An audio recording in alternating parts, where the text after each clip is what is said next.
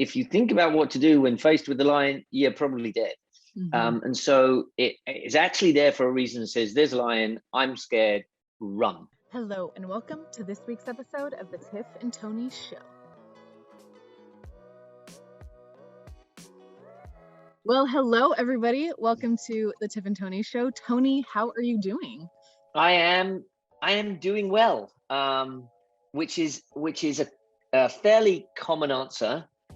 But if I was to be real, I would tell you that I'm feeling a little down, a little depressed, and struggling a little. There's some emotions going on that I am working through. Well, thank you for sharing that and for being vulnerable. And I hope that you sincerely start to feel better soon. And I know that we have talked about a lot of tools that we can use to just help you. And so I know that that's a great segue into what we're talking about today, which is emotions. So you want to start us off? What about emotions do you want to talk about? Yeah, so I think the first thing that we've got to allow our listeners to understand is you are a human being, which means you're emotional. Emotions are just part of us. And I think that too many times society, the world where we live, just says push those away. They don't serve any purpose, and just move on. Kind of grin and bear it, get on. When someone asks you how you doing, you say, oh, I'm fine, thanks, I'm good.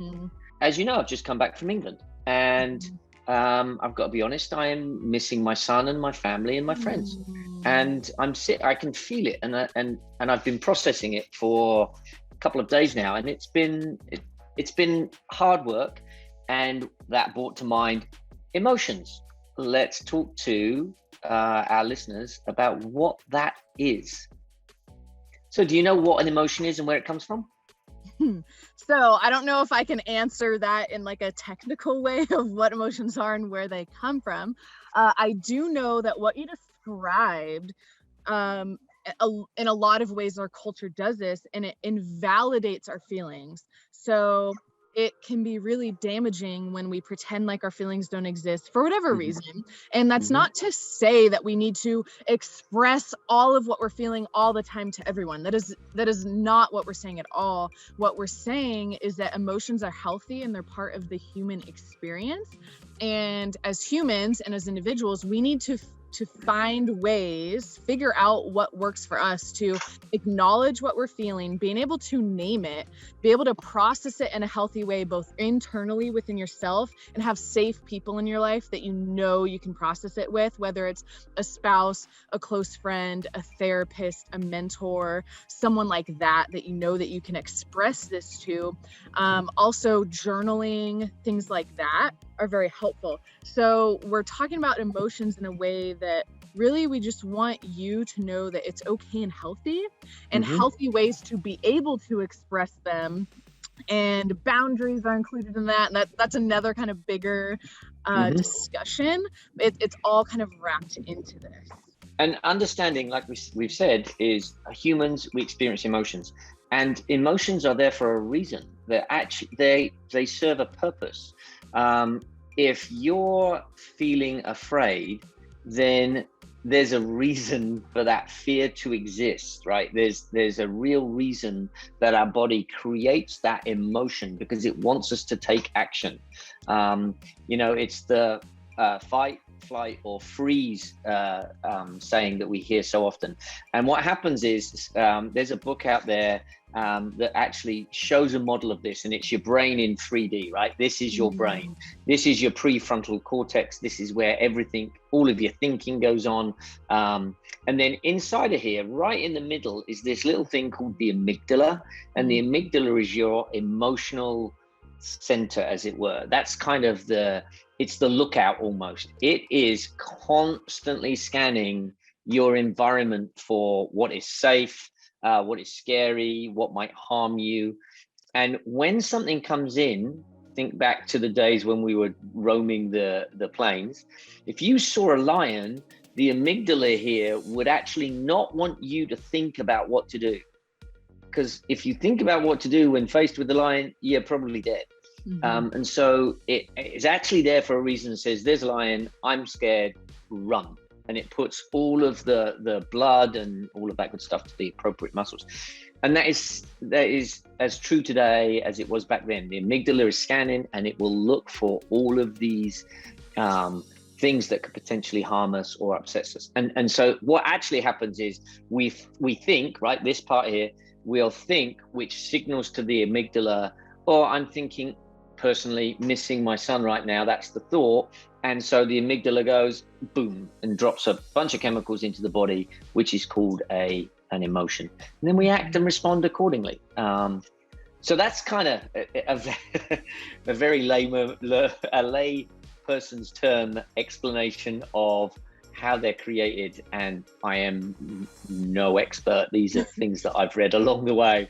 But I get it, and what getting it means is that I can actually look at it and go, oh yeah, that's real, and that's real for me right now. And then we can take action on that, just like you said. Is there a safe person in our life that we can share that with? I've spoken to my wife now a couple of times about this, and it feels really good in naming it. I don't need to dwell on it. I don't need to sit in it for a long time. I read something somewhere that the actual feeling, the emotional chemical, can wash through our body within 30 seconds. Now, I don't know how true that is, but I seem to remember reading it somewhere. And so if that's the case, if we allow it to wash through our body, we name it, we feel it, and then we kind of put some meaning to it and then let it go, then potentially we could move on through some of these harmful emotions that we can be feeling. And I think what's so important to note is that this kind of cultural emotional macho-ness, if that's what we want to call it, of ignoring emotions, pushing them off to the side, pretending they don't exist, is really not helpful, because they don't actually go away. If you don't acknowledge it and process it and really work through it, you're kind of just beating around the bush, and you're just going to be stuck in this cycle. And in the short term, it might feel like, oh, I've just forgotten about it, it's fine, I've moved on. How our brains actually work, though, is that will stay there and just build and build and build. I know maybe some of you have heard kind of a phrase that like, it just gets bottled up and then like explodes. And that is what can happen when we don't actually face our emotions and work through them. Because the more healthy version is what you explained, is where, oh, I'm feeling this thing, I'm a human, it's natural that I'm feeling it. So let me work through it and process it. And depending on the emotion and where it's coming from and what's triggering it, it might just be, like you said, this very quick experience. However, if it's coming maybe from a deeper place, of some, deeper hurt, maybe even trauma, it might take a little bit longer to process and work through that. And that's okay, though, because that means you can actually have hope to work through it and get to the other side. Whereas if you just bottle it up, it really isn't going to go away. It really will just build and build and build until you have this emotional explosion or implosion, which I've experienced both before, many years ago, before I had some of these tools to process my emotions in a more healthy way. And it really just resulted in many years of therapy where if I had maybe been taught these tools as a child, and as I got older, started learning them myself, I would have had a healthier emotional experience, being able to process these things in real time instead of needing to look back and process things that are just stuck there. But now I've felt so much release from them, because for one, I've been able to work through past hurts. And now in real time that I have these tools to process my emotions, I'm able to work through them more quickly in real time. And I just feel an emotionally healthier person than I ever was before. I think that's just our challenge to you is, first of all, acknowledge that it's okay to feel your emotions. Let yourself feel them, name them if you can. And it's okay if you don't have some sort of technical definition of how to name them. Just explain it to someone, either in your head, in a journal, with a person. Just do your best to kind of get out and explain how you're feeling. and then just give it some time and it will eventually pass. And if it is something that you keep feeling the same thing, then maybe it's just a deeper issue and maybe you need to dig a little bit harder, and that's okay, because in life that happens. We'll have deeper hurts and we'll have more surface level hurts and kind of all in between. And I'm going to put one more bit of the challenge to that is be kind to yourself within all of that process. Yes, naming it is the first process, but then as that goes through, I'm finding that I'm kind of off work this week, and I could really beat myself up about that, but then that just adds more like of a guilt emotion, and that's then not healthy. So I'm just learning to be kind to myself during this process and go, all right, I need a break. I'm going to go for a walk. I'm going to go ride a bike. I'm just going to check out for the next 10 minutes. So be kind to yourself would be the other challenge on this. So Tony, I just want to thank you so much for being really vulnerable with us this morning. Thank you. Because I think vulnerability is what breeds connection. And I'm not the first person to say that. I think Brene Brown may have actually been the person to kind of coin this term.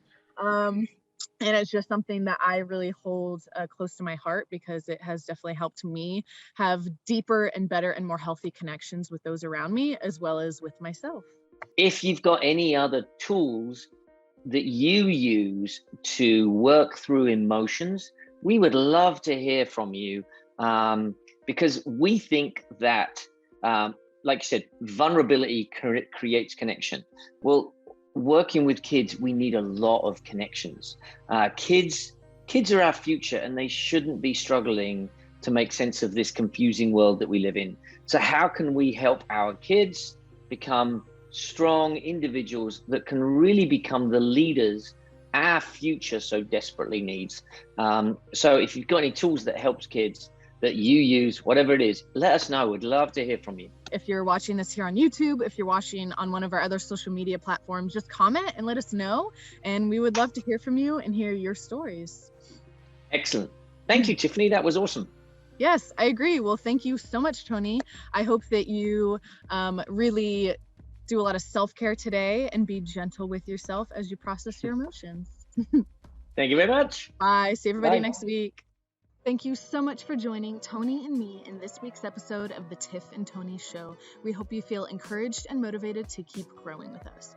If you like what we do here at Pure Game, one of the best ways you can support us is by liking and sharing this video with your friends on social media. You can also subscribe to our YouTube channel using the button directly below this video on YouTube, and you can donate at our website, www.thepuregame.org. And with that, we'll see you right back here next week.